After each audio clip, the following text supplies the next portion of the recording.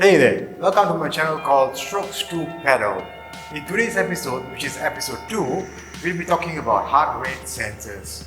As we all know, there are different types of heart rate monitors out on the market. This is the typical blood pressure machine that you probably find in the doctor's clinic or at home as well to monitor your heart rate and of course your blood pressure as well. This is a pressure driven sensor. So then of course we got smartwatches like this that uses an optical heart rate sensor. How do we get the best reading from this optical heart rate sensor? As we can see, a heart rate monitor has a light emitting diode that flashes continuously. This is placed either on top of your wrist, which is a common use of using heart rate monitor. But what if, as you know, when we go to a clinic or to visit a doctor, the most common way of checking your heart rate without any medical device is usually using your fingers placing on top of your wrist. The wrist here basically has the most strongest pulse to be detected by a finger.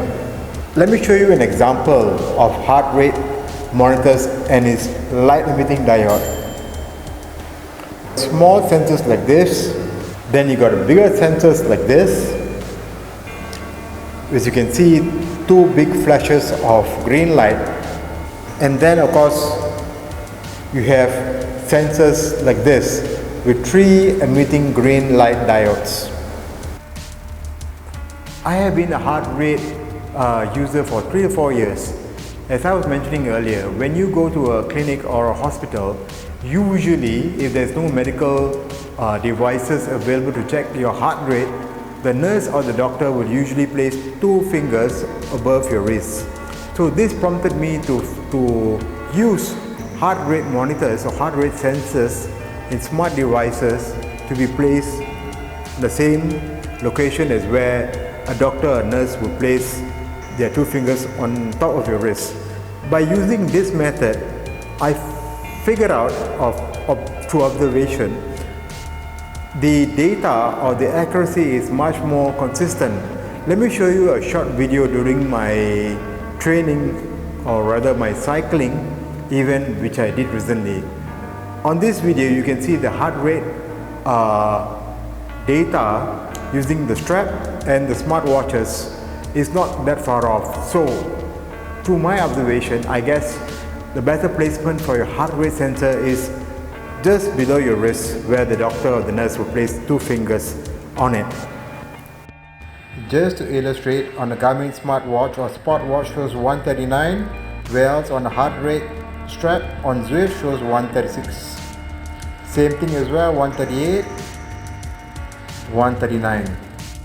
Through an observation, by using a smartwatch devices like this watch or any other smartwatch devices, I realized to get better accuracy reading is placing the smartwatch just slightly below your wrist, where typically a doctor or nurse will check your pulse, instead of placing it on top where you don't get much veins running through. Anyway, this is my observation. You can try and see for your own results if you do get consistent readings or similar readings as to compare to a heart rate strap. I am not a medical expert, nor am I a tech expert. This is just an observation. Anyways, this is end of episode 2 of Strokes to Pedal, and hope to catch you guys on the next one. Thank you for watching, and do subscribe. Thank you. Cheers.